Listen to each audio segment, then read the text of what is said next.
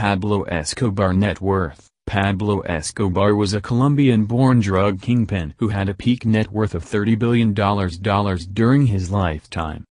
When he was alive, Pablo Escobar ran of the most infamous and violent drug cartels in history, the Medellin drug cartel. At the peak of its power, the Medellin cartel distributed 80% of the world's cocaine market.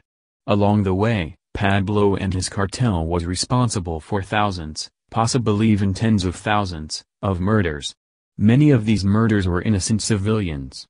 Pablo's time on earth was literally a reign of terror for his home country of Colombia.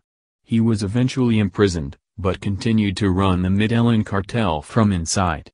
Using his connections, he escaped in 1992, and remained on the run until he was shot and killed on the rooftop of an apartment complex in 1993. By that time, Pablo was being hunted by a small army made up of Colombian drug police, DEA agents and American Special Forces soldiers. When Pablo was alive and his cartel was thriving, he employed 10 accountants to help launder hundreds of millions of dollars in illicit currency. He reportedly spent $2,500 a month just on rubber bands to wrap all the money. That's enough to buy 250,000 rubber bands every month. Because much of the money was being stored in basements and walls, Pablo was supposedly forced to write off $500 million in cash every year due to spoilage.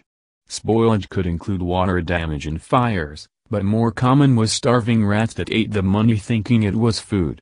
At one point while Pablo was on the run, he offered to pay off Colombia's entire national debt, totaling more than $10 billion, if they passed a law to make extradition illegal.